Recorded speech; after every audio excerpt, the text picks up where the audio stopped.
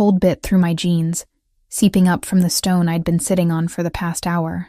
My legs had gone numb somewhere around the 40-minute mark, but I couldn't bring myself to stand. Standing meant making a decision. Sitting meant I could keep pretending I'd driven out here at 4 a.m. just to think. The Columbia River Gorge stretched below me, darkness broken only by scattered lights from houses too far away to matter.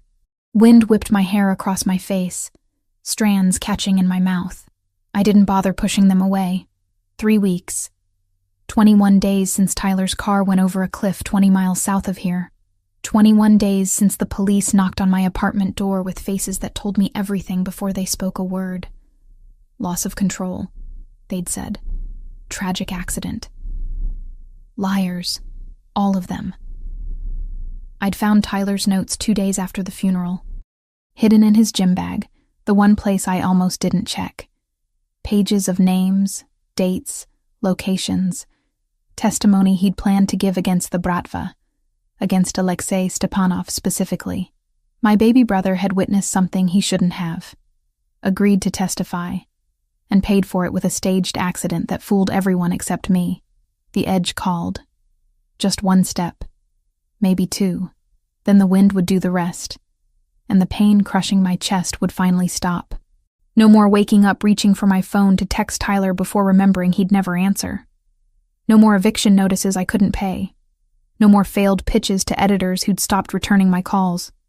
No more anything. I shifted forward. Gravel skittered over the edge, disappearing into darkness. My heart hammered, but my mind felt eerily calm. This was the same type of cliff that had taken Tyler. Poetic, maybe. Or just pathetic. I couldn't tell anymore. Headlights swept across the overlook behind me. I flinched, squinting against the sudden brightness. A black SUV rolled to a stop 30 feet back, engine cutting to silence. Who the hell came to a hiking overlook at 4:30 in the morning besides someone like me? The driver's door opened. A man emerged, tall and broad-shouldered, moving with the kind of control that suggested he knew exactly how much space his body occupied in the world. He didn't approach immediately, just stood there, one hand resting on the open door, watching me. "Beautiful view," he said. His voice carried despite the wind, low and careful. "Mind if I share it?" Every muscle in my body locked. "It's a public overlook." "True." He closed the door softly, not the slam I expected, though most people wait for sunrise before making the drive. Maybe I like the dark. He moved closer, but slowly, like approaching a spooked animal. Smart man. Or maybe you're here for the same reason I stopped. I turned to face him fully, anger flaring hot through the numbness. "You don't know anything about why I'm here." The overlook's security light caught his features as he stepped into range. Late 30s, maybe 35. Dark hair with threads of gray at the temples, though his face was too young for it. Strong jaw shadowed with stubble. Eyes that looked almost black in the dim light, fixed on me with an intensity that made my skin prickle. A thin scar cut horizontally through his right eyebrow, pale against tanned skin. "You're right," he said. "I don't. But I know that look." "What look?" "The one that says you're weighing options you can't take back." He stopped 10 feet away, hands visible at his sides, non-threatening. "I've seen it before. Worn it myself once." "Then you know this is none of your business." "Probably not." He tilted his head slightly. "But I'm making it my business anyway. Call it a character flaw." I laughed, the sound harsh and broken. "You always harass strangers at cliffsides?"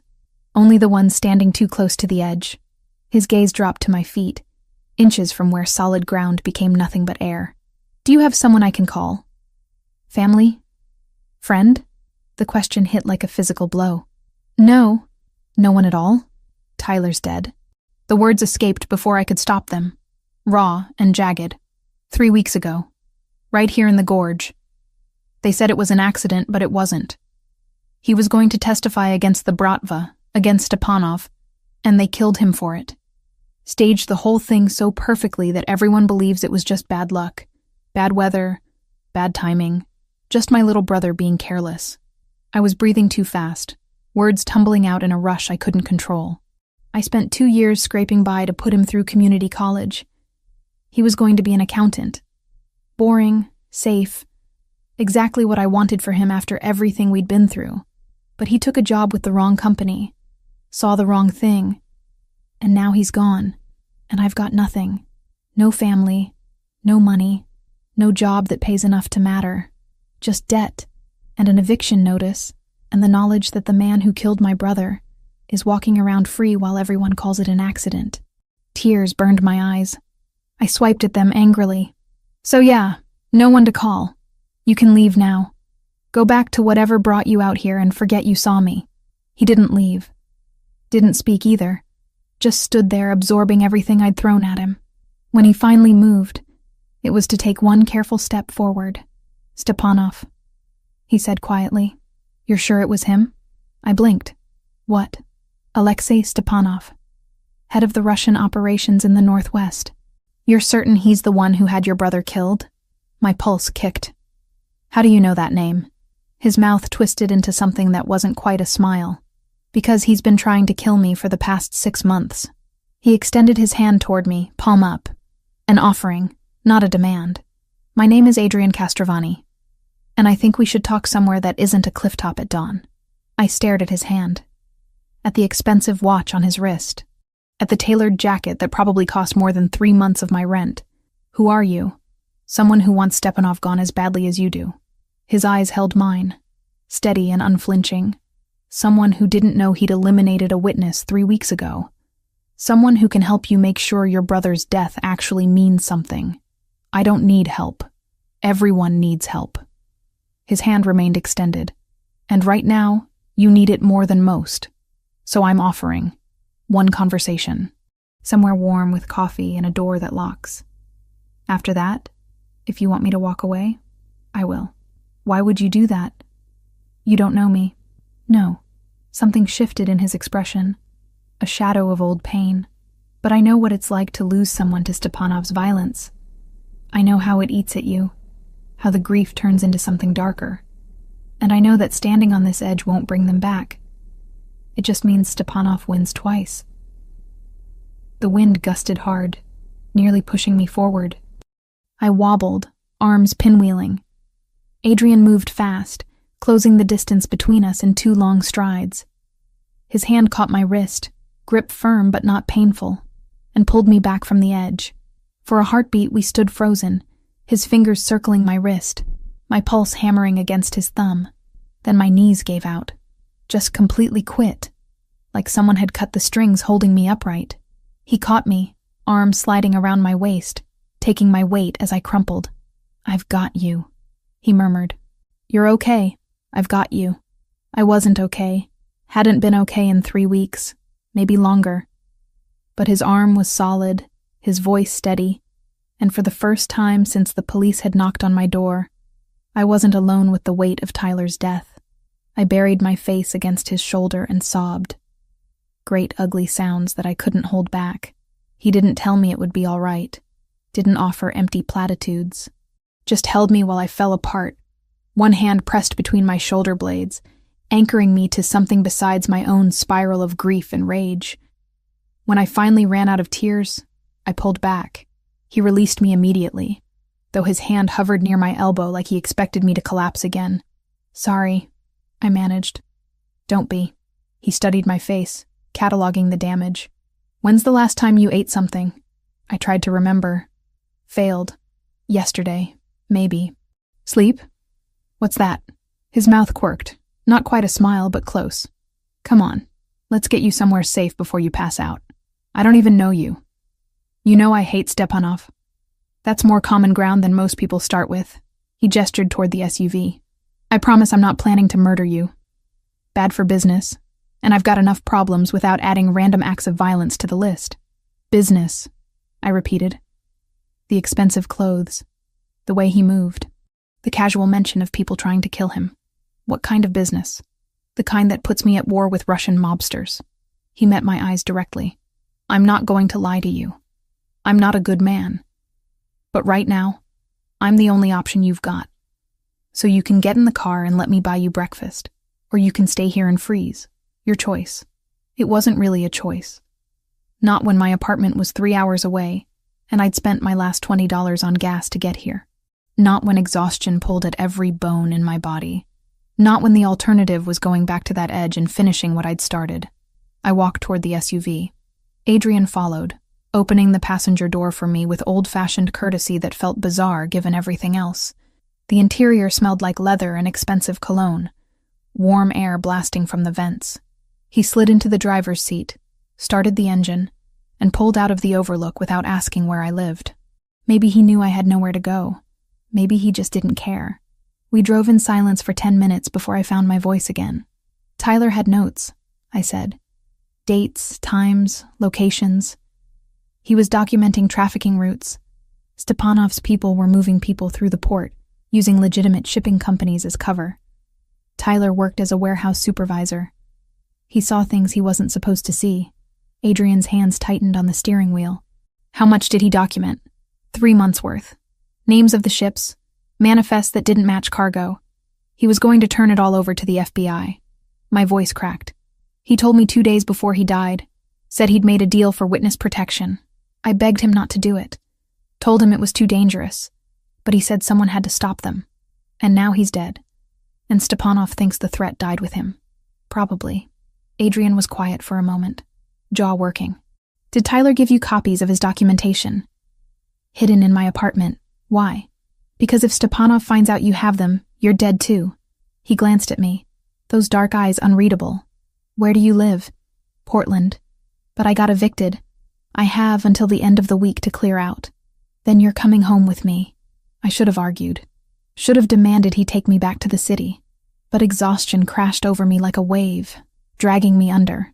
My eyes drifted closed despite my best efforts. What's your name? Adrian asked softly. Alyssa. The word came out slurred. Alyssa Grant. Alyssa. He said it carefully, like testing the weight of it. Stay awake a little longer. We're almost there. Where there was, I didn't know. Didn't particularly care. For the first time in 3 weeks, someone else was making the decisions. Someone else was carrying the weight. I could let go for just a moment and trust that I wouldn't completely shatter. The SUV turned off the main highway onto a private road, gate sliding open automatically. Through half-closed eyes, I glimpsed high stone walls, security cameras, floodlights illuminating manicured grounds. Then the house appeared, all modern lines and floor-to-ceiling windows, worth more money than I'd see in a lifetime. Come on, Adrian said gently when we stopped. Let's get you inside. I stumbled out of the SUV, legs barely supporting me. He didn't touch me, just walked beside me up wide steps to a door that opened before we reached it. A woman in her 60s stood there, silver hair pulled into a neat bun, eyes sharp as she took in my appearance. Guest room, Rosa, Adrian said. Food, water, and privacy. She's been through enough tonight. Rosa nodded once, crisp and efficient. This way. I followed her through rooms that blurred together, too exhausted to process any of it. A bedroom appeared, larger than my entire apartment, decorated in soft grays and blues. Rosa pointed out the bathroom, the closet, the small refrigerator stocked with water. Mr. Castrovani says you should rest, she told me. Everything else can wait. The door closed behind her. I stood alone in a stranger's house, in a room worth more than everything I owned combined, and felt nothing but overwhelming relief that I was still breathing. I collapsed onto the bed fully clothed and surrendered to darkness. Sunlight burned through my eyelids, dragging me from sleep I hadn't expected to find. My body ached in unfamiliar ways, muscles stiff from finally relaxing after weeks of carrying tension like armor. For 3 blissful seconds, I didn't remember where I was or why. Then it crashed back. Tyler. The cliff. Adrian Castrovani. I sat up too fast, head spinning. The room looked even more expensive in daylight, all clean lines and muted colors that probably had names like storm gray and morning mist. My jeans were twisted around my legs, shirt wrinkled beyond saving. I felt like I'd been hit by a truck, then backed over for good measure. A soft knock preceded the door opening. The woman from last night appeared, carrying a tray that smelled like actual heaven. Rosa, Adrian had called her. Good morning, Miss Grant, she said, setting the tray on the nightstand. Mr. Castrovani asked me to let you rest as long as you needed. I glanced at the clock.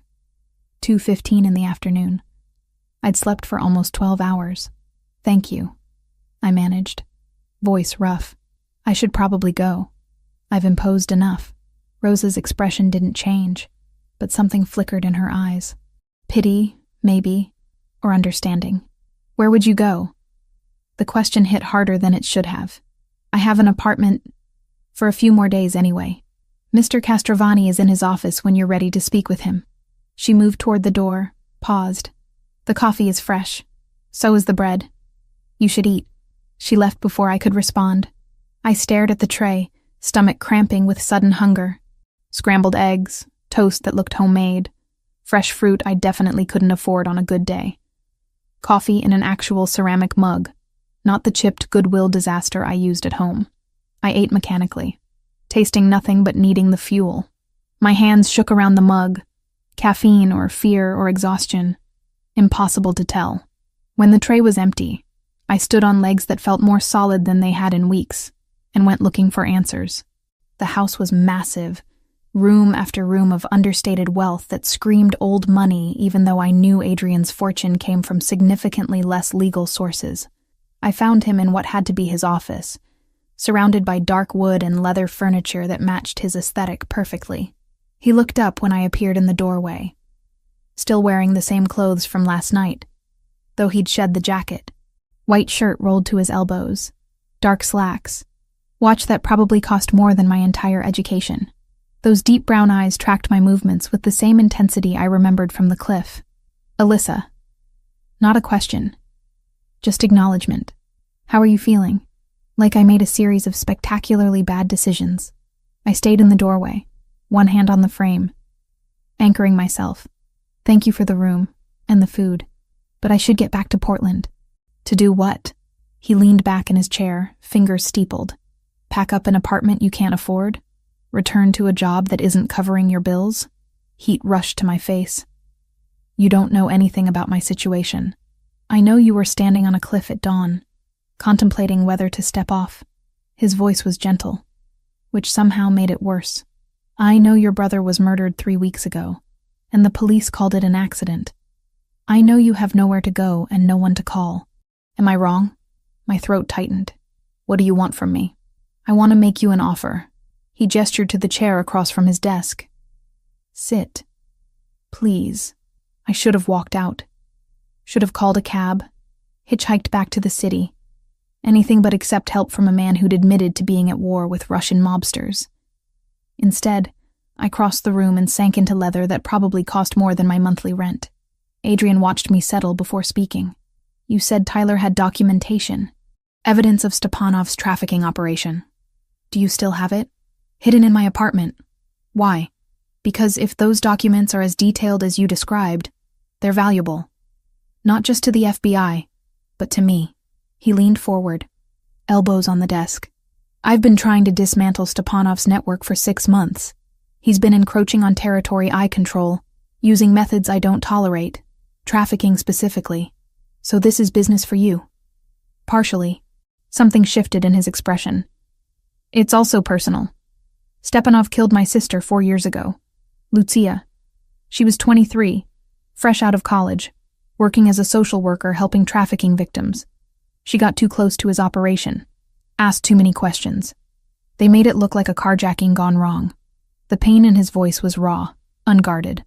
I recognized it because I carried the same weight. I'm sorry. So am I. He straightened, control sliding back into place. Here's what I'm proposing. You stay here temporarily. We work together to build a case against Stepanov using Tyler's documentation and my resources. You have access to investigative tools I can provide, contacts that won't talk to police. In exchange, you have a roof over your head while you process everything you've lost. That's not how this works. I'm a journalist, not some damsel you rescued. I'm not suggesting you're helpless. His mouth curved slightly, not quite a smile. I'm suggesting you have value beyond needing rescue. You're an investigative journalist with knowledge of a case that affects both of us. You can access sources I can't, ask questions that won't raise the same red flags. This isn't charity, Alyssa. It's strategy. I wanted to argue, wanted to throw his offer back in his face and storm out with whatever dignity I had left. But he was right about one thing. I had nowhere else to go, and the idea of crawling back to my empty apartment to pack Tyler's things made my chest constrict. "How long?" I asked. "As long as it takes to make sure Stepanov pays for what he's done. And after that? After that, you leave if you want. No strings. No obligations." He held my gaze. "I'm offering you purpose, Alyssa. A way to channel everything you're feeling into something productive. You can sit in that apartment drowning in grief, or you can help me make sure Tyler's death actually means something." My hands clenched in my lap. "This is insane." "Probably." Adrian stood, moving to a cabinet against the wall. He pulled out a thick folder, set it on the desk between us. "These are the files I've compiled on Stepanov. Shipping routes, known associates, properties we've identified. It's incomplete because he's careful. But combined with what Tyler documented, we might have enough to actually hurt him." I stared at the folder. All I had to do was reach out and take it, cross a line I couldn't uncross. "I need to think," I said. "Take all the time you need." Adrian returned to his chair. "Rosa will show you around, get you anything you require. The house is yours to explore." I stood, legs steadier now. "I'm not staying long term, just until I figure things out." "Of course." That almost smile again. "Whatever you need to tell yourself." The next 3 days blurred together in a haze of observation and careful distance. The house was enormous, room after room of space I didn't know what to do with. Rosa appeared at regular intervals with food I didn't ask for but ate anyway. My body was slowly remembering what it felt like to be cared for, even peripherally. Adrian gave me space, which I appreciated more than I could articulate. But I saw him, watched him move through his days with the precision of someone who'd built an empire on control and calculation. Men came and went, dark suits and careful words. Meetings behind closed doors, phone calls in languages I didn't speak. On the 3rd day, I met Vincent. He found me in what passed for a library, surrounded by books I wasn't reading, just existing in a space that felt separate from everything else. "Miss Grant." His voice carried authority tempered with something careful. He was maybe 40, built solid, with gray threading through dark hair. "I'm Vincent Moretti, head of security for Mr. Castrovani." I set down the book I'd been pretending to read. "Head of security, that's one way to describe it." His mouth twitched. "Mr. Castrovani mentioned you prefer direct conversation." "I prefer not being lied to. Then I'll be honest." Vincent moved further into the room, hands visible at his sides. Non-threatening, despite everything about him suggesting capability for significant violence. "You're an outsider in a world that doesn't tolerate outsiders. That makes you a liability. But the boss says you stay, so you stay. My job is to make sure you don't become a problem." Comforting. Not meant to be comforting. Meant to be clear. He studied me with eyes that had seen things I couldn't imagine. "I've worked for Adrian Castrovani for 15 years. Saved his life twice. He saved mine 3 times. That's the kind of loyalty this world runs on. You don't have that history. You don't have that trust. So while you're here, you follow the rules, which are, don't leave the property without authorization. Don't make calls we haven't cleared. Don't ask questions about operations that don't concern you." His expression didn't change. "And don't make the boss regret pulling you off that cliff." Heat flared in my chest. "He told you about that?" "He tells me everything that affects security." Vincent's voice gentled slightly. "He also told me about your brother. I'm sorry for your loss. Stepanov is a bastard who deserves everything coming to him. If you can help make that happen, you're welcome here. Just don't forget where you are, or who we are." He left before I could respond. I sat in the silence, processing. This was Adrian's world. Men like Vincent. Loyalty bought in blood. Rules I didn't understand.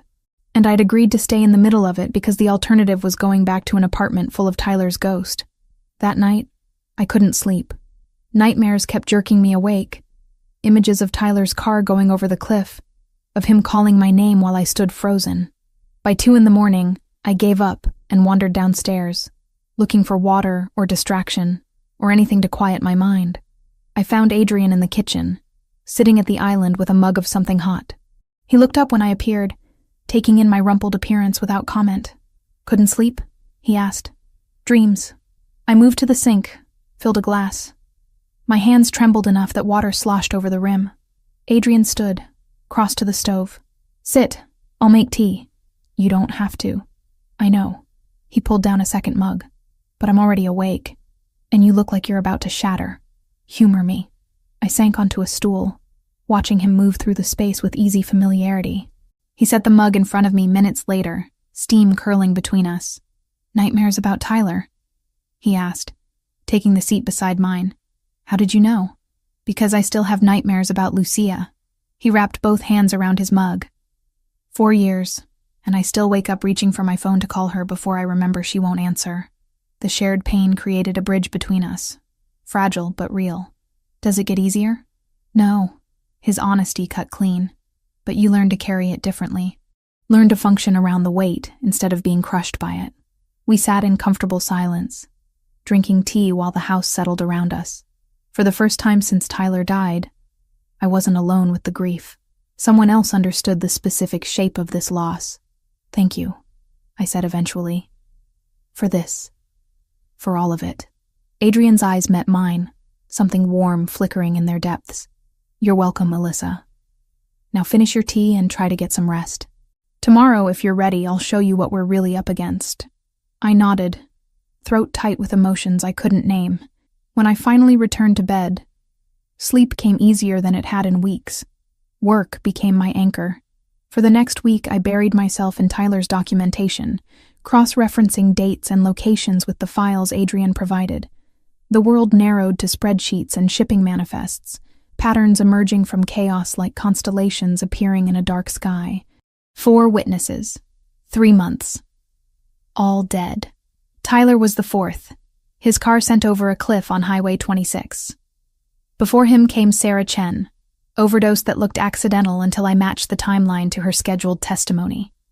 Marcus Webb, house fire attributed to faulty wiring 2 days after he spoke to the FBI. Jennifer Kozlowski, mugging gone wrong in a parking garage she'd used safely for 3 years. Stepanov's signature was all over it, invisible to anyone not looking for the pattern. But once I saw it, I couldn't unsee it. The precision, the timing, the way each death removed a witness without raising enough suspicion to warrant deeper investigation. I sat at Adrian's dining table surrounded by documents, highlighter in hand. When he appeared with coffee I hadn't asked for, but desperately needed. Steam curled between us as he set the mug at my elbow. You've been at this for 6 hours, he said. I glanced at the window, surprised to find darkness outside. I didn't notice. That's a pattern. He pulled out the chair beside mine, close enough that I could smell cedar and something warmer. You work yourself to exhaustion, skip meals, forget the world exists. Roses complained twice about untouched food. I'm fine. You're obsessed. No judgment in his voice. Just observation. I recognize it because I've been there. After Lucia died, I spent 8 months doing exactly what you're doing now. Chasing every lead, building cases that went nowhere, forgetting to sleep or eat or breathe. My hands stilled on the papers. Did it help? Eventually. He leaned back, dark eyes tracking my face, but not until I learned to pace myself. Revenge is a marathon, not a sprint. You burn out, you become useless. I'm not useless. I didn't say you were. Something shifted in his expression. I said you will be, if you don't take care of yourself. And I need you functional, Alyssa. These connections you're making, they're valuable, but not if you collapse from exhaustion. Heat crept up my neck. Fine, I'll eat. Good. He stood, moved toward the kitchen. Rosa left lasagna. I'll heat it up. I watched him go, processing the casual domesticity of a mafia boss warming food for the journalist living in his house. Nothing about this situation made sense, yet here I was, accepting it as normal. The lasagna was incredible. I ate mechanically, while Adrian worked on his laptop across from me, comfortable silence settling between us. Our fingers brushed when we both reached for the same document, electricity jumping at the contact. He pulled back first, clearing his throat.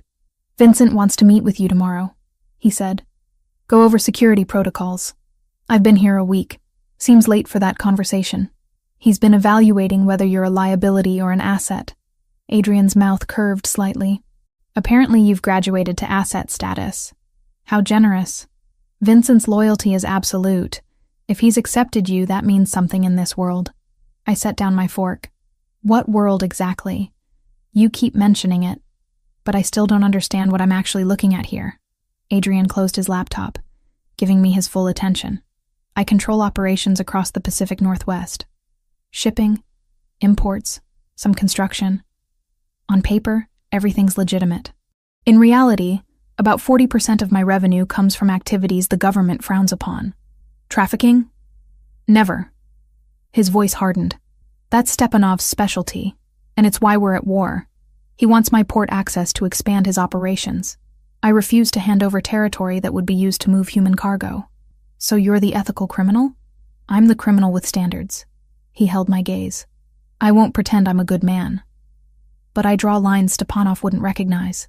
Before I could respond, his phone buzzed. He glanced at the screen, expression darkening. We have a problem. What kind of problem?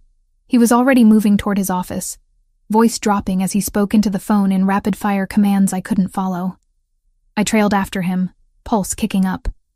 Vincent appeared from another room, weapon visible at his hip. Boss? Explosion at the Riverside property, Adrian said. 3 guards.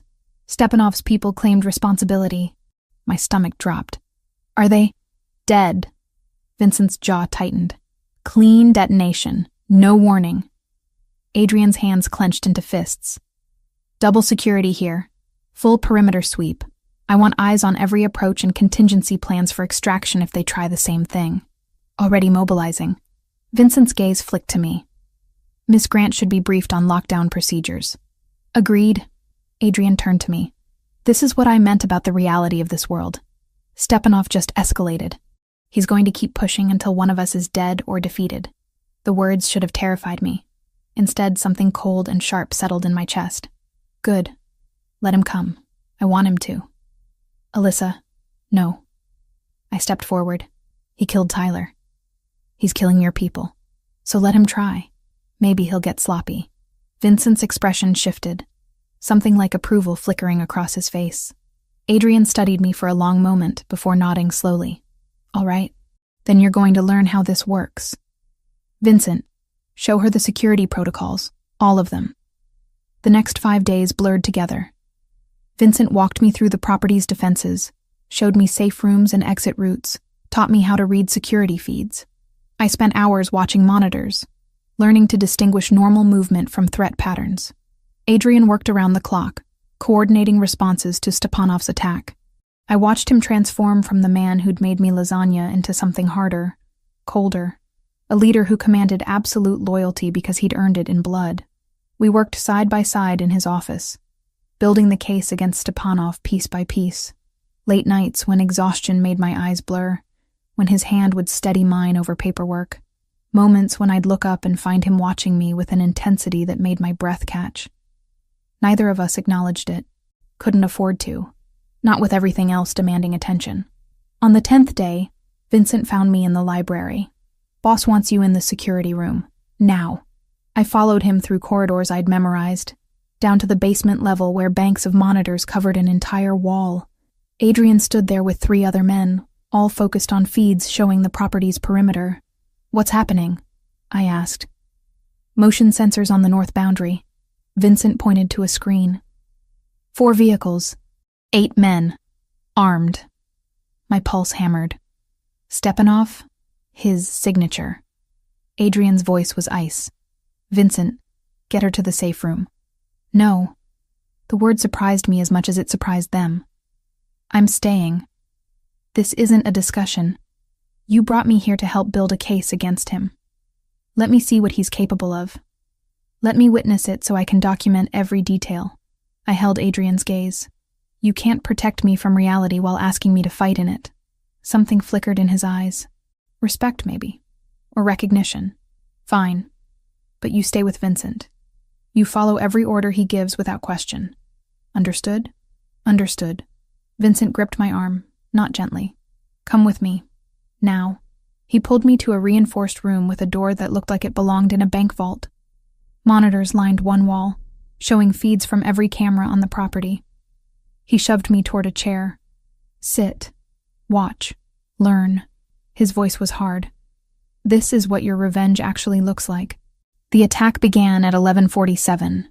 I watched through cameras as figures in dark clothing approached from multiple angles, moving with military precision. Adrian's men responded immediately, defensive positions activated with practiced efficiency.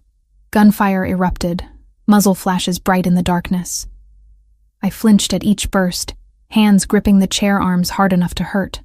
On screen, Vincent led the response, his movements economical and deadly. 2 attackers went down, then a third. It lasted 15 minutes. Felt like hours. When silence finally returned, the cameras showed bodies on the ground. 2 of Stepanov's men, neither moving. One of Adrian's guards was down too, being dragged to safety by his colleagues. Vincent appeared on the monitors, checking each sector methodically before finally turning toward the camera closest to my location. He looked directly at it, directly at me, and nodded once. Then he was at the door, opening it with blood on his hands. "You okay?" I couldn't form words, just stared at the screens, at the evidence of violence I'd only imagined until now. "Miss Grant." His voice gentled slightly. "Are you injured?" "No." My voice came out hoarse. "I'm fine." "You're not fine, but you're unharmed." He moved past me, checking monitors. "The boss will want to see you." I found Adrian in his office, shirt sleeves rolled up, exhaustion carved into every line of his face. He looked up when I entered, something raw in his expression before control slid back into place. "Are you all right?" he asked. "Everyone keeps asking me that." I moved to the window, staring at darkness beyond. "I watched people die tonight. I know. Your world is violent." "Yes.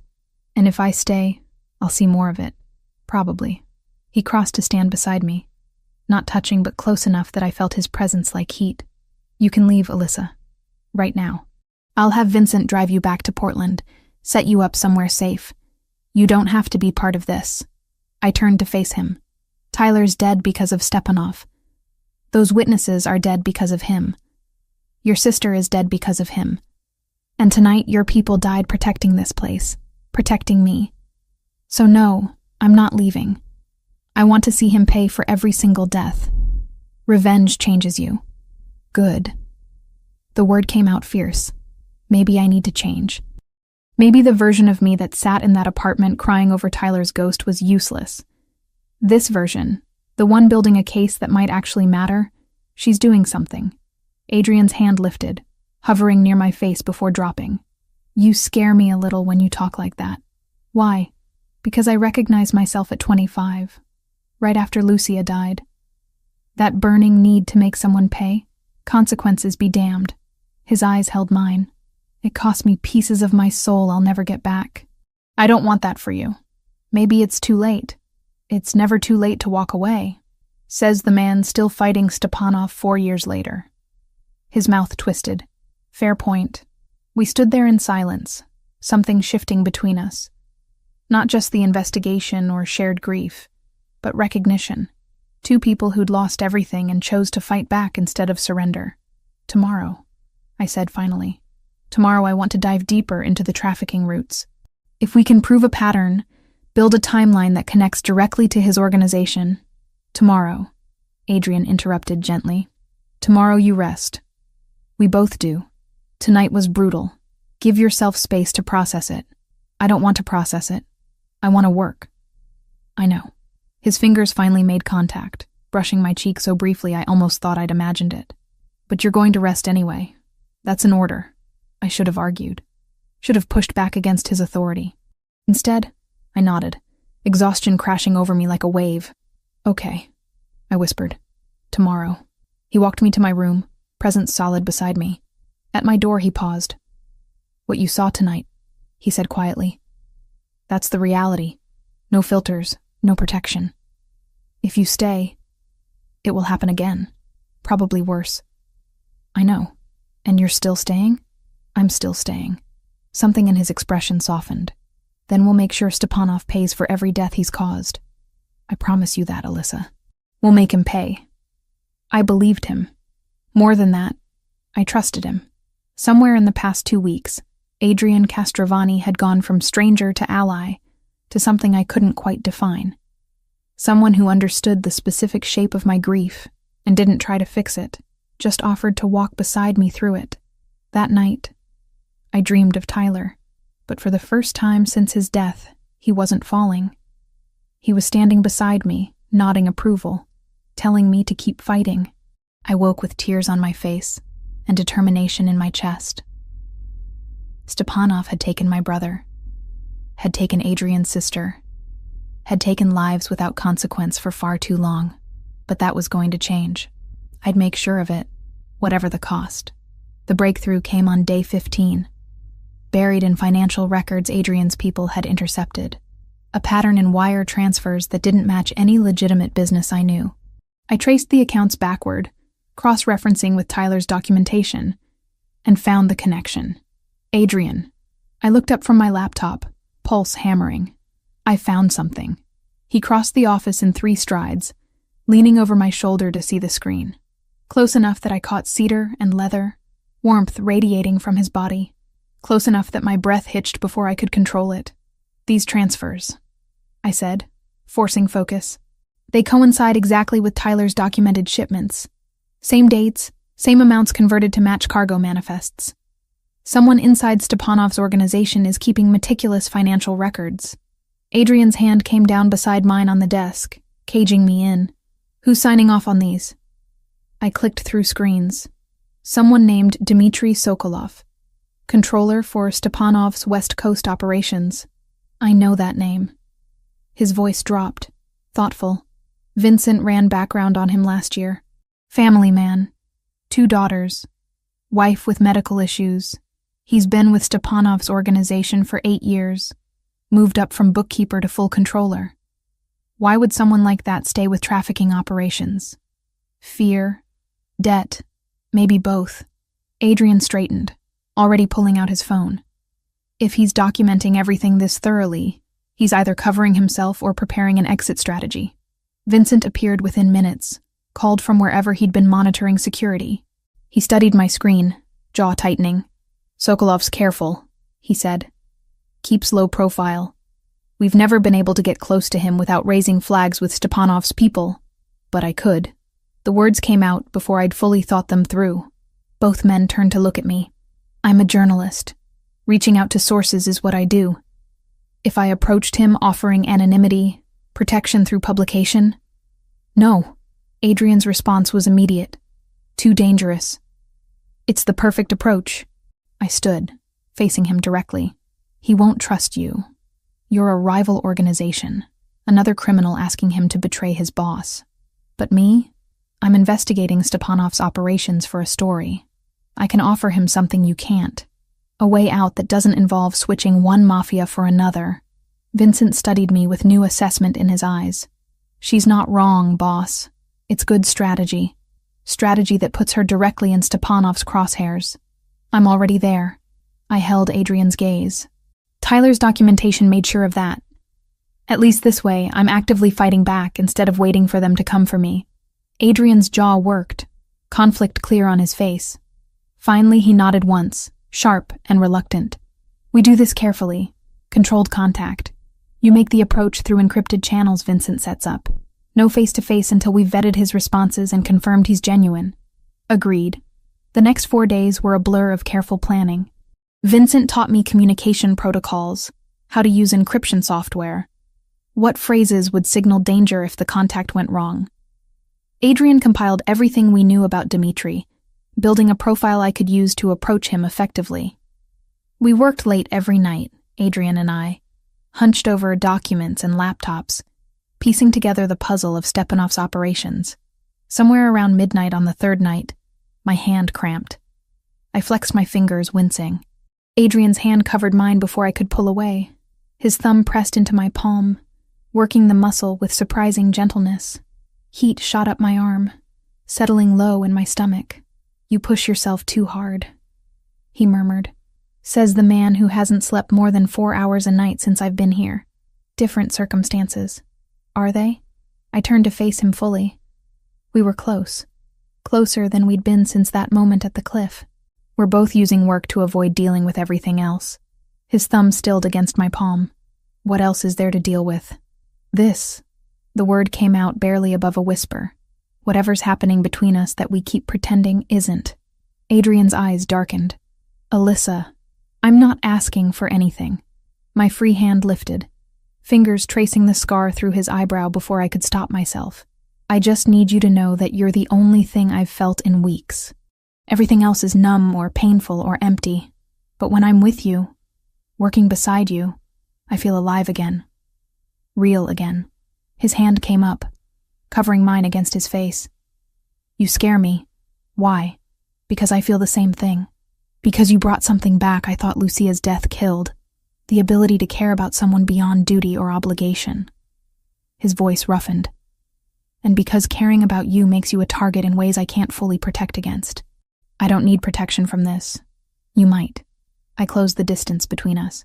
Then let me decide what risks I'm willing to take. The kiss started gentle, questioning. His lips soft against mine, giving me every opportunity to pull away. I didn't. My mouth opened under his and the gentleness shattered. He kissed me like a man drowning, desperate and deep. One hand sliding into my hair to angle my head exactly where he wanted it. I gasped against his mouth, heat flooding through me. His other arm wrapped around my waist, pulling me against him until no space remained between our bodies. Every point of contact burned. When we finally broke apart, we were both breathing hard. Adrian's forehead rested against mine, eyes closed. This complicates everything, he said. I know. I can't promise you safety. Can't promise this ends well. I'm not asking for promises. My hands fisted in his shirt. I'm asking for this. Right now. However long we have. His eyes opened, searching mine. Whatever he found there made something in his expression soften and sharpen simultaneously. Then come with me. He led me upstairs to his room. Not the guest suite I'd been using. Kissed me against the closed door until my knees weakened. Made love to me with a controlled intensity that stole my breath and shattered every defense I'd built since Tyler's death.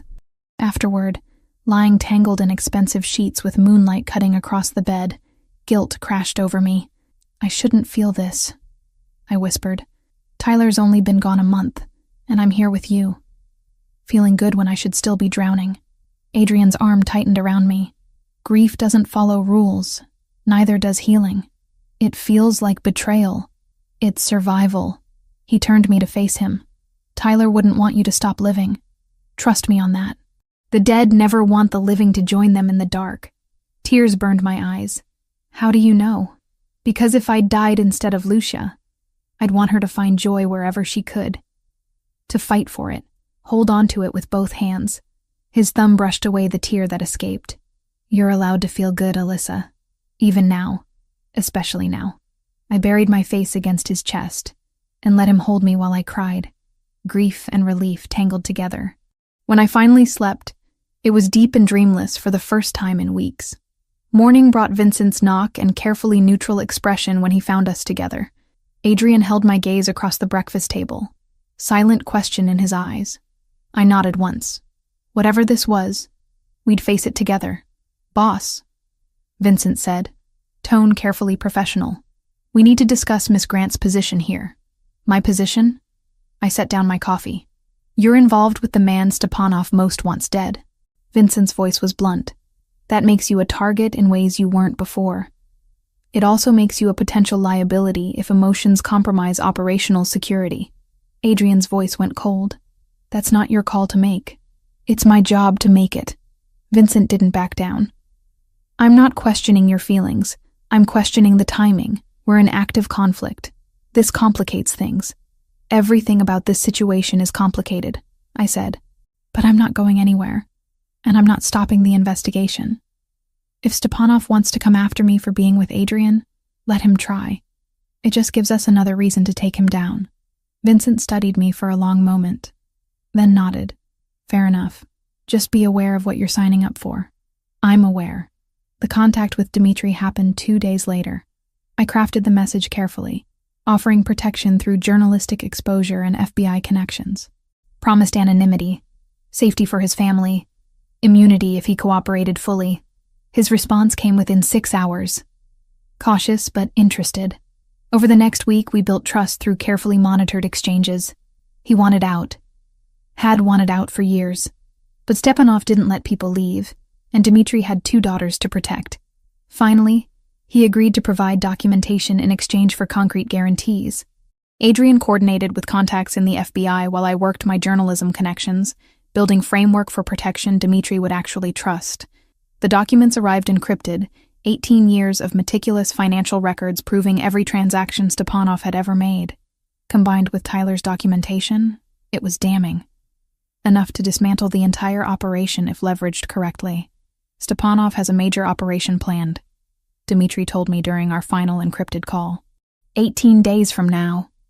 2 shipments from eastern ports. 40 people being moved through Portland to inland locations.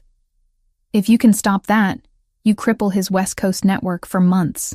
18 days. The timeline was brutal, but it gave us focus. Adrian and I worked around the clock, building strategy. I would write the exposé, publish through a respected investigative outlet using Tyler's and Dmitry's documentation. Simultaneously, Adrian would leak intel to Stepanov's rivals and feed information to FBI contacts. Multi-directional attack designed to crush the operation before it launched. But as we worked, tension escalated. More attacks on Adrian's properties. More security lockdowns. The sense that we were running out of time pressed down like physical weight. Then the message arrived. Plain envelope, delivered to the house through means that shouldn't have been possible given our security. Inside, a single piece of paper with words cut from newspapers like something from a thriller. The journalist thinks she's safe. She'll fall from the cliff she should have jumped from. Just like her brother. My hands shook as I read it. Adrian took the paper from me, face going hard as stone. He knows, I said. Stepanov knows I'm investigating him, knows where I am. He's been watching. Adrian's voice was ice. Vincent! Security protocols escalated immediately. I wasn't allowed outside without armed escort. Windows got reinforced. Guards doubled. The house that had started feeling like sanctuary transformed into the fortress it truly was. Adrian barely left my side. When meetings required his attention, Vincent stayed with me, weapon visible, eyes constantly scanning. This is what loving him looks like, Vincent told me during one of those vigils. Constant danger. Constant vigilance. Are you sure you can handle it? I thought about Tyler. About the cliff. About Adrian pulling me back from an edge I'd been ready to step off. I'm sure, I said. Because the alternative was going back to that numbness, that darkness, and I'd rather face Stepanov's threats beside Adrian than face nothing alone. 7 days. That's all we had left before Stepanov moved 40 people like cargo through ports Tyler had documented. 7 days to finish the article, coordinate with the FBI, leak information to the Sinaloa cartel, and somehow survive whatever retaliation came next. I worked 18-hour days finalizing the exposé. Every word mattered. Every citation needed verification. Dmitry's financial records combined with Tyler's documentation painted a picture so damning that even corrupt officials couldn't ignore it. The piece was scheduled to publish in 4 days through the Northwest Investigative Journal, a respected outlet that had broken trafficking cases before. Adrian coordinated simultaneously, phone calls in multiple languages, meetings with men whose faces I learned not to remember. Vincent was everywhere, checking security, running drills, his presence a constant reminder that we were preparing for war. You need to sleep, Adrian said, finding me at 2 a.m. hunched over my laptop. I need to finish this. His hand covered mine on the keyboard. It's already finished. You've rewritten the same paragraph 3 times tonight. Your exhaustion is showing. I wanted to argue. Instead, I let him pull me upstairs, fell asleep in his arms with my laptop still glowing on the nightstand. The attack came 20 hours before publication. I was reviewing final edits when the alarm screamed. Not the warning system from previous attacks. The full evacuation protocol that meant imminent breach. Vincent materialized beside me, weapon drawn. Safe room. Now. What's happening? 30 hostiles. Heavy weapons. They're coming for both of you. He grabbed my arm, propelling me toward the reinforced door hidden behind Adrian's bookshelf. Move. Adrian appeared from the opposite direction, blood on his shirt that wasn't his. Our eyes met for one suspended moment before Vincent shoved me through the doorway. "Keep her alive," Adrian told him. "Always." Vincent slammed the door between us. The safe room was smaller than I expected, lined with monitors showing every camera angle. I watched Adrian disappear into the chaos, watched men in tactical gear swarm the property with military precision. This wasn't a probe, this was annihilation. Gunfire erupted, brutal and sustained. Vincent positioned himself between me and the door, checking his weapon with practiced efficiency. On the monitors, Adrian's men fought with desperate coordination. Bodies fell on both sides. Then the explosion came. The blast threw me against the wall, monitors shattering in cascades of sparks and glass. My ears rang, high-pitched whine drowning everything else. Through the ringing, I heard Vincent shouting, saw him moving toward where the reinforced wall had buckled inward. Smoke poured through the gap. Men in black pushed through behind it. Vincent fired, methodical and lethal. 2 attackers dropped, but shrapnel from the blast had torn through his side, blood soaking his shirt dark and wet. He moved slower than usual, favoring his left leg. A guard I didn't know by name tumbled through the gap. Wounded, but functional, he pressed his weapon into my hands. "Safety's off. Point and pull. Don't think." Then he was gone. Back into the fight. The gun was heavier than I expected.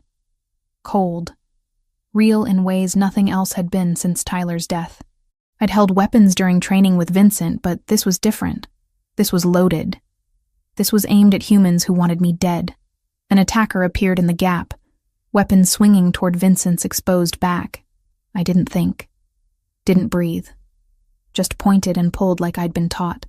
The recoil shocked through my arms. The man dropped, red blooming across his chest. His eyes met mine for one eternal second. Surprise and pain and nothing else, before he collapsed. I'd killed someone. The knowledge hit like physical impact, doubling me over. My hands shook so violently I nearly dropped the weapon. Vincent's voice cut through the haze. "Stay focused. More coming."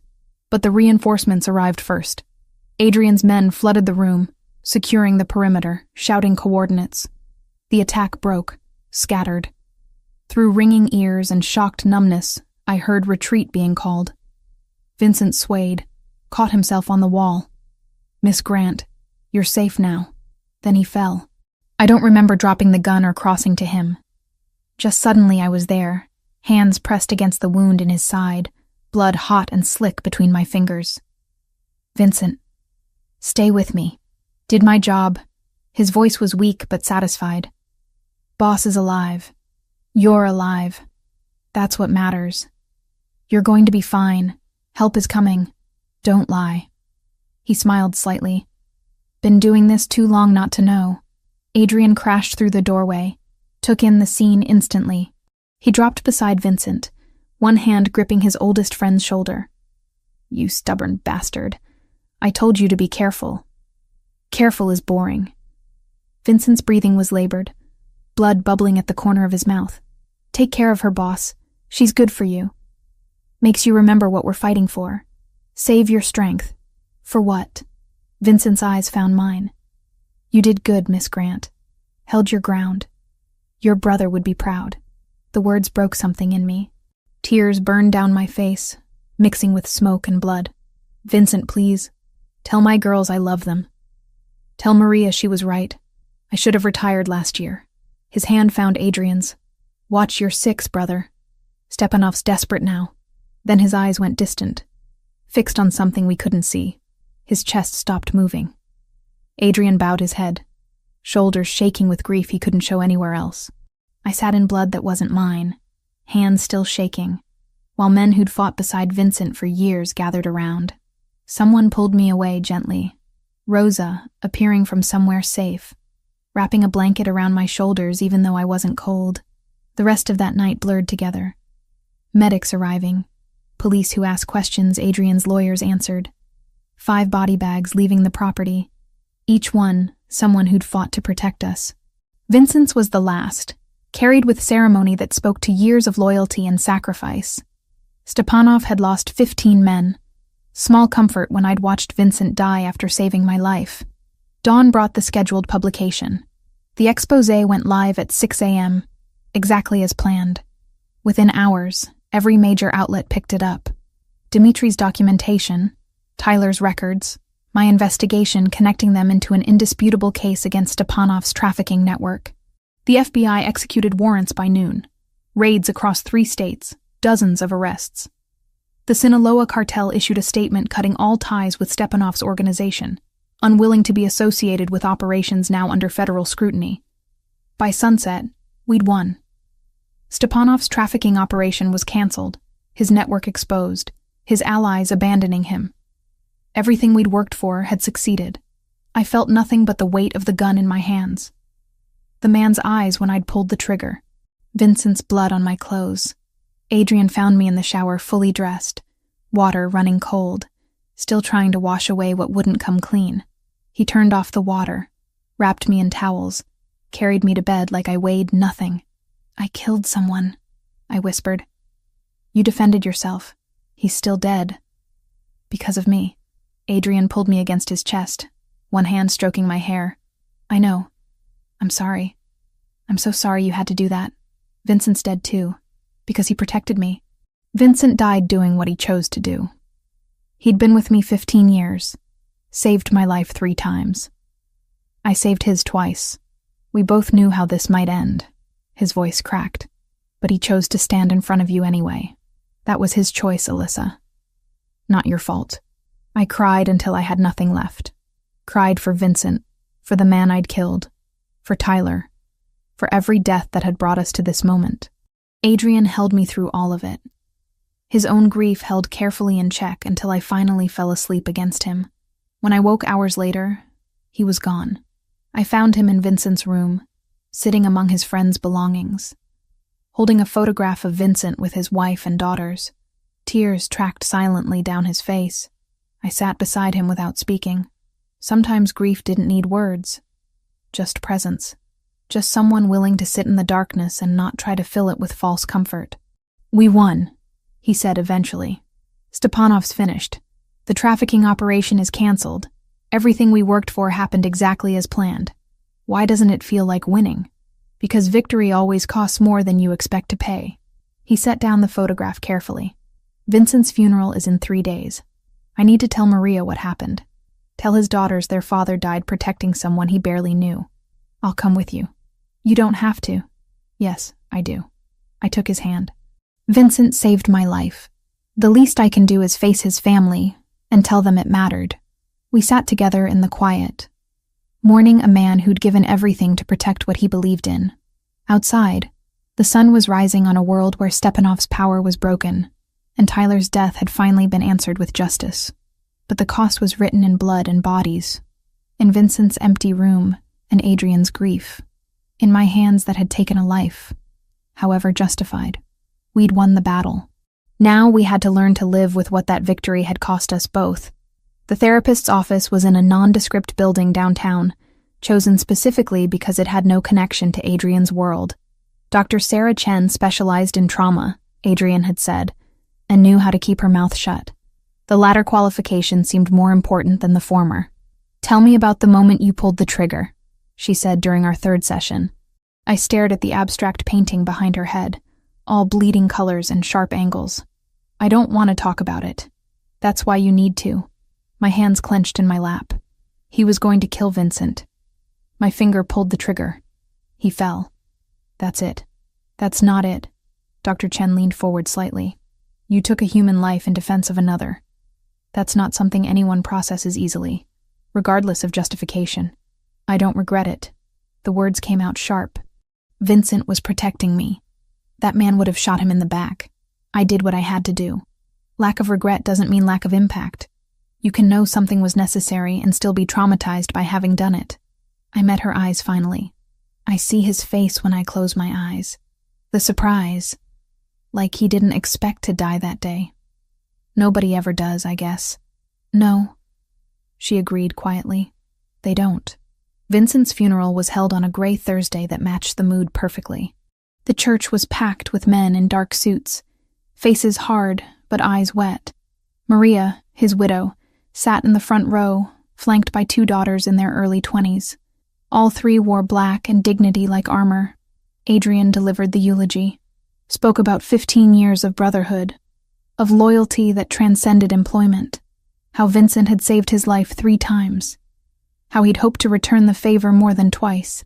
His voice only broke once, when he mentioned Vincent's last words. Afterward, Maria approached me. I'd been trying to make myself invisible against the back wall, but she found me anyway. "You're Alyssa," she said. Not a question. "Yes. I'm so sorry. Adrian told me everything." Her voice was steady, controlled. "Vincent died protecting you. Protecting both of you. That was his choice, his honor. Don't dishonor it by carrying guilt that isn't yours to bear." Tears burned my eyes. I wish he hadn't needed to. We all wish that. She took my hand, pressed something into it. Vincent's badge, the one he'd worn every day. He would have wanted you to have this. He believed you gave Adrian something to fight for beyond territory and revenge.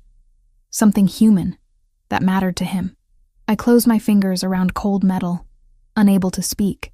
Maria squeezed my hand once more before returning to her daughters, leaving me holding a piece of a man who died for me.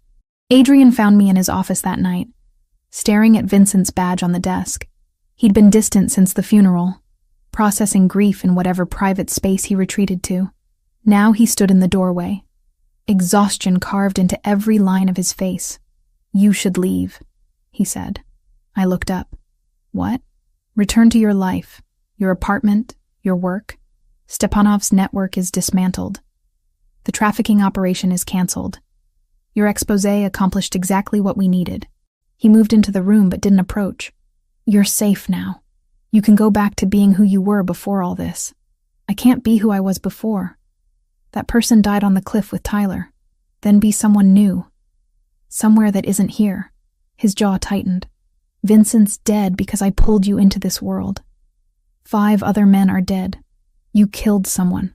This is what staying with me costs, Alyssa. It will always cost this much or more." I stood, anger flaring hot through the numbness. "Don't do this." "Do what?" "Push me away to protect me. I'm 27 years old. I know exactly what I'm choosing. You think you do." His voice rose slightly. "But you've been here 6 weeks. You've seen violence, yes, but you haven't seen years of it. Haven't felt it grind you down until you can't remember what peace feels like. I won't do that to you. That's not your decision to make. It's my world, my danger, my responsibility." I crossed to him, fury making my hands shake. "Then let me decide if I want to share it. Stop trying to make choices for me because you're scared of losing someone else." His mask cracked. "Of course I'm scared. Everyone I care about dies violently. My sister, Vincent. How long before you're next? How long before loving you gets you killed? You don't get guarantees, Adrian. Tyler died in an accident that wasn't an accident. People die randomly every day.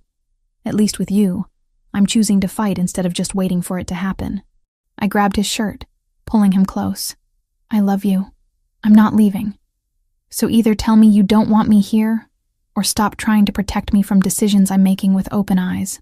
His hands came up to frame my face, trembling slightly. "I can't lose you. Then stop pushing me away." He kissed me desperately, all control abandoned.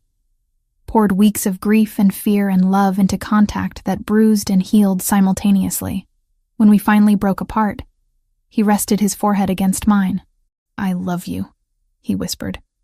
"I've loved you since you stood on that cliff refusing to be saved. I just don't know how to keep you safe. You can't. Nobody can. But we can face whatever comes together instead of alone." 10 days later, Stepanov was arrested attempting to board a flight to Moscow using a false passport. The FBI had been tracking him since the exposé published, waiting for him to run. Adrian provided additional evidence through carefully anonymous channels, ensuring the case would be airtight.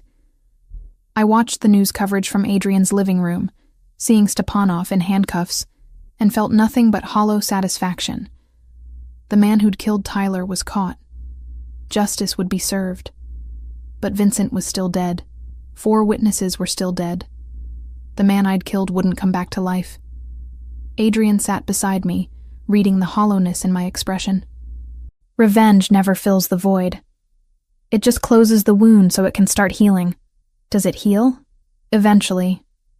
The scar remains, but the pain becomes manageable. His arm came around my shoulders. You honor Tyler by living, not by destroying yourself over his death. That's what I learned after Lucia. She'd have been furious if I'd wasted my life mourning hers. I'm tired of being here. The words surprised me. Not with you, but in this house, surrounded by security and reminders of everything that happened. I need normal for a while. Your apartment? If I can handle it. He nodded slowly. I'll have it cleaned, make sure it's safe. But Alyssa? This doesn't mean you're leaving me. It means we're finding out if we work outside of crisis. I know. My apartment felt smaller than I remembered. The walls needed paint. The carpet had stains I'd stopped seeing years ago. But it was mine. Space that didn't carry the weight of violence and death. Adrian helped me carry in boxes of belongings I'd retrieved from storage. Stood in my tiny kitchen that barely fit 2 people and looked completely out of place in his expensive suit. This is where you lived, he said, taking in the shabby reality. This is where I survived.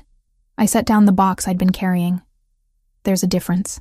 He stayed that first night, though I'd told him he didn't have to. We ordered pizza because neither of us knew how to cook and ate it sitting on my secondhand couch. Watched a movie on my laptop because I didn't own a TV. Made love in my narrow bed that forced us to stay tangled together.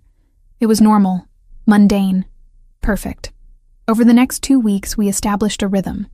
He'd visit 3 or 4 times a week, sometimes staying overnight, sometimes just a few hours. We'd talk about his work, about the exposé's continued impact, about nothing at all. He never brought guards, never arrived in the SUV. Just showed up in regular clothes driving a regular car, being as close to a normal person as Adrian Castrovani could manage. This is strange, he said one night, helping me wash dishes in a sink too small for the task. What is? Doing dishes, being domestic. I have people for this. Welcome to how normal humans live. I bumped him with my hip. Revolutionary concept, I know. He smiled, genuine and unguarded. I like it. Scares me how much I like it. Why? Because it makes me want things I thought I'd given up on. Quiet nights, simple routines. A life that isn't constantly at war. His hands stilled in the soapy water. You make me want to be different than what I am. You are different. You just haven't let yourself admit it yet. He pulled me close, soap suds and all. If I change too much, I stop being effective at protecting what I've built. Or maybe you become better at building things worth protecting. We stood there in my cramped kitchen, and I knew with bone-deep certainty that this was real. Not adrenaline or trauma bonding or desperation. Just 2 people who'd found each other in darkness and chosen to walk toward light together. The nightmares still came. I'd wake gasping, seeing the man's eyes or Vincent's blood or Tyler's car going over the cliff. But Adrian would be there, or a text away when he wasn't, reminding me that surviving meant carrying the weight, not being crushed by it. 6 weeks after Stepanov's arrest, I accepted a staff position with the Northwest Investigative Journal. My exposé had opened doors I'd thought permanently closed. The work was good, meaningful, exactly what I'd fought to build before grief had torn everything apart. Adrian came to celebrate, bringing champagne that cost more than my first car. We drank it from coffee mugs because I didn't own proper glasses. To new beginnings, he toasted. To choosing life, I countered. Our mugs clinked together, and I thought about the cliff. About standing there ready to step off, because I couldn't see a single reason to stay. Now I had dozens. Work that mattered. Love I'd fought for. A future I was actively building instead of just surviving. Tyler would never see it. But maybe, somehow, he knew I'd found my way back to living, instead of just existing in the spaces between grief. That night, wrapped in Adrian's arms in my too small bed, I finally felt the wound close. Not healed. Never fully healed, but closed enough that I could breathe around it. Move forward carrying the scar, rather than bleeding from an open injury. Thank you, I whispered into the darkness. For what? For stopping that night.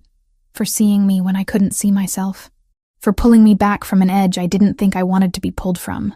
His arms tightened. Thank you for letting me, for choosing to stay alive, for choosing me. Outside, the city continued its endless rhythm.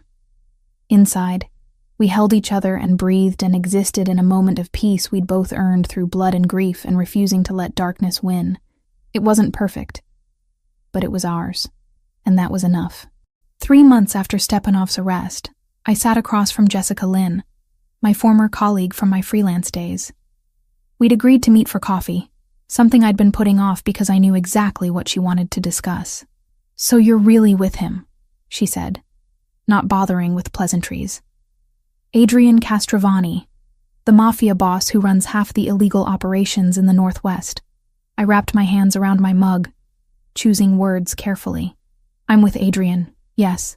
What he does professionally is separate from our relationship." "That's naive, and you know it." Jessica leaned forward, voice dropping. "Alyssa, you exposed Stepanov's trafficking network. That was incredible journalism, career-defining work. But now you're sleeping with someone who operates in the same world. How is anyone supposed to trust your integrity?" The accusation stung, because I'd asked myself the same question dozens of times. My work speaks for itself. I investigate crimes, expose corruption. Adrian's operations aren't trafficking or human exploitation. I've drawn clear lines.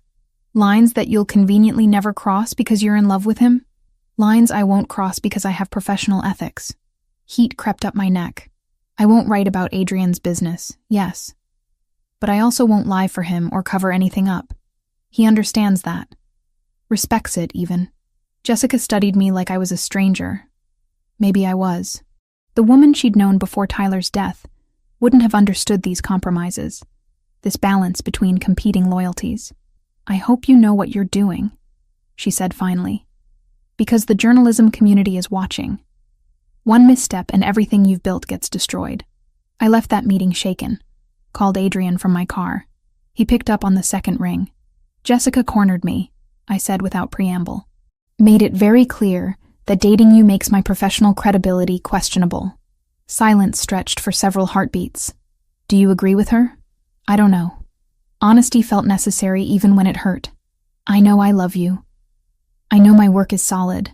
But I also know that perception matters in journalism. If people think I'm compromised, my investigations lose impact. Then maybe we should..." "Don't finish that sentence." I cut him off. "I'm not breaking up with you because Jessica Lynn has opinions. I'm just processing that this relationship costs me things professionally. I need you to understand that." "I do." His voice softened. "And I'm working on making those costs smaller. The legitimate businesses I've been expanding, they're not just fronts anymore. I'm actively selling off the territories that draw attention, transitioning to operations that won't put you in ethical compromises. You don't have to do that for me. I'm doing it for us, for the future I want with you that doesn't involve you choosing between your career and our relationship." Tears burned my eyes.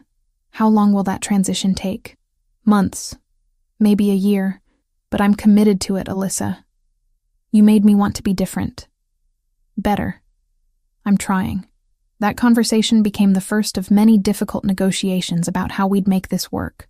I established boundaries Adrian agreed to respect. No involvement in his business decisions. No access to information I might feel obligated to report. Complete independence in my journalism work, even if it meant investigating organizations adjacent to his operations. In return, I accepted that his past wouldn't disappear overnight, that men would always defer to him with respect born from fear, that security would remain a constant presence in his life, and by extension, mine. The work helped. My position at the Northwest Investigative Journal came with real resources, editorial support, and respect I'd never experienced as a freelancer. I dove into new investigations, letting the work consume hours that might otherwise spiral into overthinking everything Jessica had said. Adrian's transformation was slower, but visible. He sold his stake in 2 distribution networks to neutral parties, invested heavily in construction and shipping operations that were completely legitimate. I watched him in meetings, saw the shift from crime boss to businessman happening in incremental degrees. One evening, I arrived at his house for dinner and found an older man I didn't recognize in Adrian's office. They were arguing in rapid Italian, voices raised. I started to retreat, but Adrian called me in. "Alyssa, this is Paolo Grimaldi, my father's oldest friend and current business advisor." His jaw was tight with tension. "He has concerns about our relationship." Paolo's eyes swept over me, dismissive and cold. "You're making him weak, distracted. Enemies will see this and exploit it." "Enemies like who?" I kept my voice level despite anger simmering beneath. "Stepanov's in prison. His network is dismantled. Adrian's been more effective since I've been here, not less. You don't understand this world. No, you don't understand me." I stepped fully into the room. "I'm not some civilian he needs to protect. I killed a man defending this house. I watched Vincent die. I've seen exactly what Adrian's world costs, and I'm still here. That's not weakness. That's choice." Paolo's expression shifted slightly, reassessing. "And when the next threat comes, when loving you makes him hesitate at a critical moment," Adrian's voice cut through before I could respond. "Then I hesitate knowing I have something worth protecting beyond territory and reputation. Alyssa gives me reason to build instead of just defend. That's not weakness, Paolo. It's evolution." The older man studied us both for a long moment before nodding slowly. "Your father would have questions. But perhaps he'd also recognize that times change, and so must we." He stood, gripped Adrian's shoulder briefly. "Just be careful. Both of you." After he left, Adrian pulled me close, face buried against my neck. "Thank you." "For what?" "For defending us. For staying even when people like Paolo and Jessica make it clear how complicated this is." I threaded my fingers through his hair, feeling the tension in his shoulders. "I'm not going anywhere, but we need to be realistic about what we're building here. It's not going to be easy or simple. Nothing worth having ever is." We stood there in his office, holding each other, and I realized this was the relationship we were choosing. Complicated, messy, requiring constant negotiation and compromise, but real, honest, built on foundation of shared trauma and conscious decision to walk forward together, despite obstacles. The months passed with increasing stability. We fell into rhythms that worked, nights at my apartment mixed with weekends at his house. Separate professional lives that sometimes intersected but remained distinctly ours. I met more of his world, learned names and faces, understood the complex web of loyalty and obligation that defined his operations. He met mine, too. Attended a journalism award ceremony where my Stepanov piece won recognition. Endured questions from colleagues who clearly wondered what investigative reporter was doing with someone like him. Handled it all with grace I hadn't expected, making small talk about my work without once trying to claim credit or connection. One Saturday morning, 6 months after I'd moved back to my apartment, Adrian appeared with coffee and a serious expression. "I sold the last distribution territory yesterday," he said. "The operations that concerned you most are gone. Transferred to people who'll run them without my involvement." I set down my coffee mug carefully. "That's what you've been working toward." "It is. But I want you to understand what it means." He moved to sit beside me. "I'm not suddenly legitimate. There's history, connections, influence that won't disappear. But the active criminal operations, those are finished. What remains is business that won't put you in ethical compromises." "Why are you telling me this?" "Because I want to marry you someday. Want to build a life that doesn't require you to constantly navigate impossible choices between me and your work." His hand found mine. "I'm not asking you to decide anything now. Just wanted you to know I'm committed to becoming someone you can build a future with, without sacrificing your integrity." Tears blurred my vision. "You're already someone I want a future with, even with all the complications, especially with them. Because you're not trying to change me or control me. You're transforming yourself to meet me halfway." I kissed him softly. That's not something people do lightly. We spent that day planning nothing and everything, talking about what future might look like if we kept choosing each other through obstacles and complications, where we'd live, how we'd handle families and expectations, what compromises we could accept and which ones remained non-negotiable. It wasn't perfect.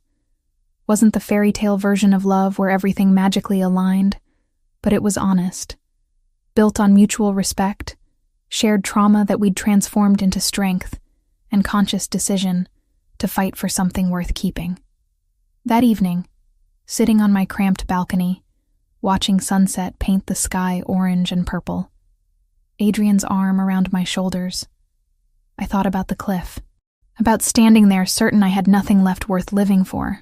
If someone had told me then that 6 months later I'd be here, in love with a man who'd pulled me from that edge, building a life I actually wanted instead of just enduring, I wouldn't have believed them. But here I was, breathing, living, choosing each day to stay in the light we'd found together instead of retreating back into darkness. Tyler would never see this, never meet Adrian or know that his death had been avenged. But somehow, I thought he'd be glad I'd found my way back to living instead of just surviving, that I'd transformed grief into purpose and found love in the aftermath of loss. The sun dipped below the horizon, and Adrian pressed a kiss to my temple. What are you thinking about? How far we've come? How much further we still have to go? Together? Always together. And in that moment, on a balcony barely large enough for 2 people, I knew with absolute certainty that whatever came next, we'd face it side by side. Not perfect, not easy, but real and worth fighting for. That was enough. More than enough. It was everything. A year passed in the way time does when you're actually living instead of just surviving. The journalism award came in early spring, recognition for the Stepanov expose that had torn apart a trafficking network and given Tyler's death meaning beyond senseless loss. Adrian sat in the audience while I accepted the crystal trophy that probably cost more than my first car. When I mentioned Tyler in my acceptance speech, thanked him for having the courage to document what he saw, Adrian's hand pressed briefly to his chest, honoring the dead we'd both lost. Afterward, at the reception where journalists mingled with glasses of cheap wine, several colleagues congratulated me with genuine warmth. Others kept their distance, still uncomfortable with my relationship with Adrian. I'd learned to live with both reactions. "You were brilliant up there," Adrian said later, driving back to his house where I'd been spending most nights. Not officially living together, but close enough that the distinction felt semantic.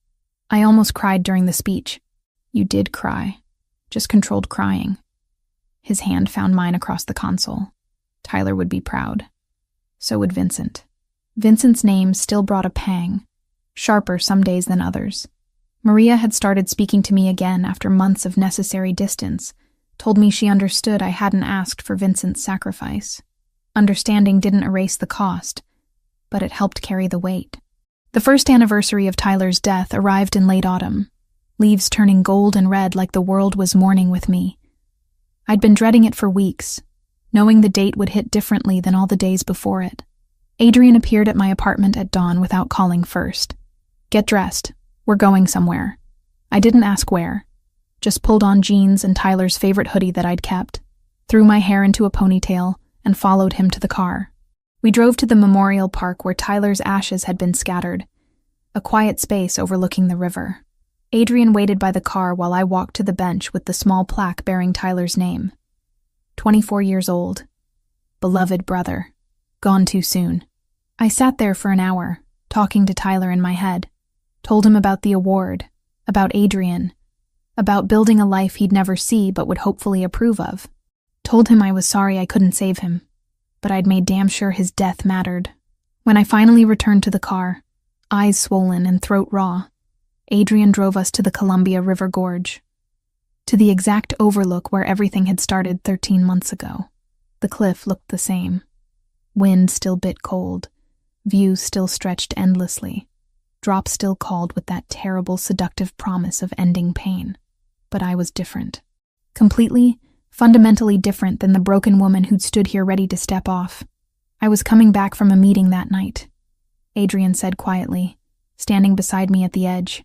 Not too close, respecting the space. Deal that would have changed everything for my operations.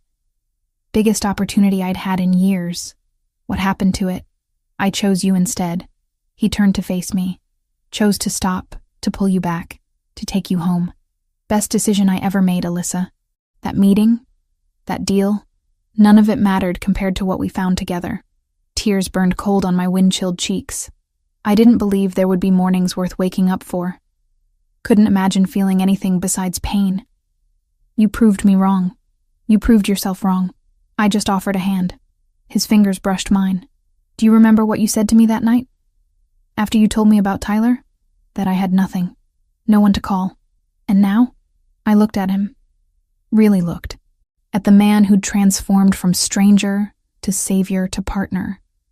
Who'd sold criminal operations to build a life I could share without compromising my integrity. Who'd sat with me through nightmares and grief, never trying to fix what couldn't be fixed. Just offering presence. Now I have everything, I whispered. Adrian dropped to one knee on the same cliff where he'd saved my life. Pulled a small box from his jacket pocket. The ring inside caught sunlight. Simple and perfect. Alyssa Grant, you brought me back from an edge I didn't know I was standing on. Reminded me what it means to build something instead of just protect it. I want to spend whatever years we have choosing life together. Every single day. His voice caught. Will you marry me? Yes. The word came out choked with tears and joy and disbelief that this was real. Yes, absolutely yes. He slid the ring onto my finger, stood and pulled me close, kissing me with the wind whipping around us on the cliff that had nearly taken me, but instead gave me everything. We married 6 months later, in a small ceremony that honored both our worlds. Rosa cried during the vows. Maria came with her daughters, who'd grown to accept me as part of their father's legacy. Paolo attended. Approval grudging but present. My journalism colleagues who'd stood by me filled half the room. Adrian's business associates and remaining loyal men filled the other half. I wore cream instead of white. Tyler's photo in a locket against my heart. Vincent's badge sewn into my bouquet. The dead we carried deserved acknowledgement on a day celebrating life. Adrian looked devastating in his tuxedo, tears tracking silently down his face as I walked the aisle to him. We'd both learned that strength meant allowing emotion, not suppressing it. 2.5 years after that first dawn on the cliff, I stood in our home, the compromised space we'd found between his mansion and my apartment. My hand rested on the swell of my belly. 5 months pregnant with a daughter we'd already named Lucia Grace. Lucia for his sister, Grace for the second chance we'd both been given. Adrian appeared behind me, arms circling my waist, hands covering mine over our daughter. What are you working on? A memoir. I gestured to the laptop on the desk.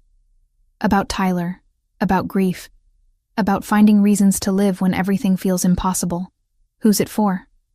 People standing on cliffs, literally or metaphorically. I want them to know that 1 year from their worst moment, life can look completely different. That choosing to stay alive, even when it feels pointless, can lead somewhere worth being. He rested his chin on my shoulder, reading over the dedication I'd typed. For Tyler, who taught me courage. For Adrian, who taught me hope. For everyone who needs to know that tomorrow might be the day everything changes. It's perfect, he murmured. It's honest. I closed the laptop, turned in his arms. I can't pretend it was easy or simple.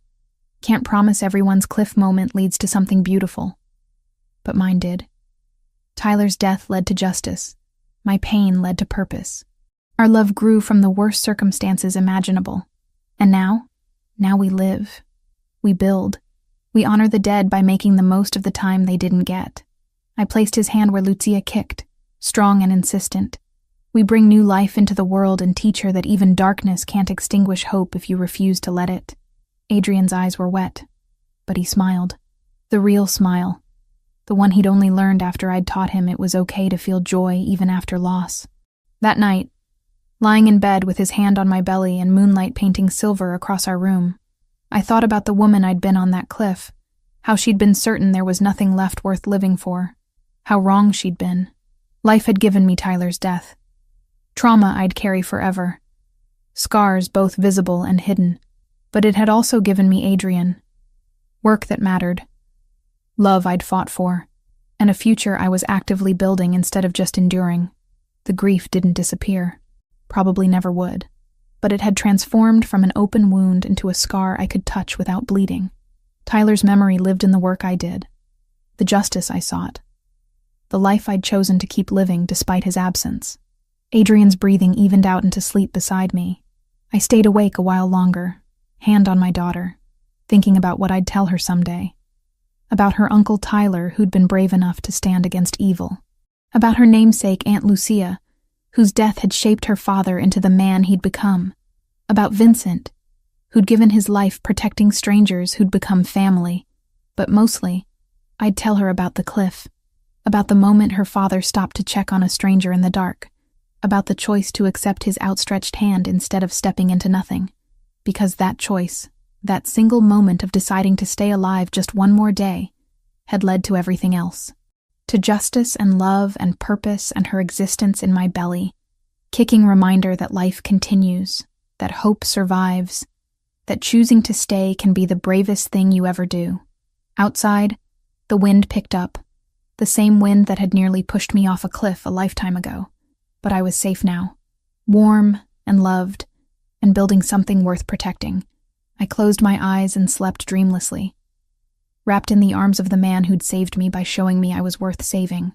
And tomorrow, I'd wake up and choose life again, just like every day before it, and every day that would come after. That was the gift Tyler had given me through his death, the understanding that living fully was the best revenge against those who'd tried to break us, that love could grow in the aftermath of loss, that sometimes the worst moments led to the most profound transformations.